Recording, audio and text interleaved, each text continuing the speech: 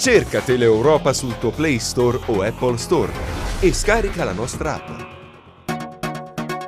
Si chiama Binari d'Italia, la grande bellezza, la prima conferenza nazionale sulle ferrovie storiche e turistiche che si è svolta in Sila, un confronto a più voci per salvaguardare le vecchie tratte ferroviarie e incentivarne lo sviluppo. Vediamo.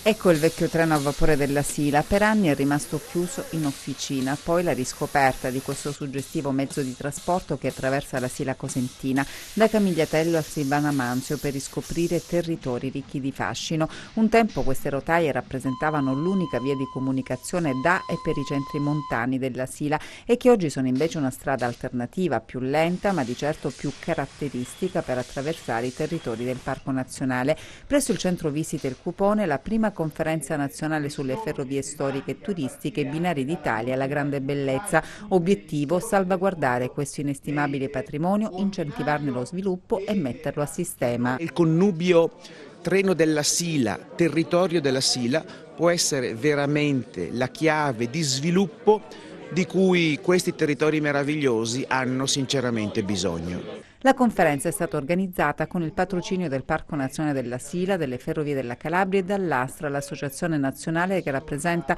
il sistema imprenditoriale del trasporto pubblico locale e regionale. È una prima conferenza che vuole utilizzare questa rete di ferrovie che abbiamo anche come un'opportunità per ridare vita e sviluppo ad alcune realtà anche come queste che possono trarre dei benefici. C'è un disegno di legge attualmente in discussione al Senato che si occupa proprio di ferrovie turistiche. La relatrice del provvedimento, l'onorevole Romina Mura. È importante fare rete, è quello che noi abbiamo fatto attraverso questa proposta di legge e attraverso questi momenti convegnistici.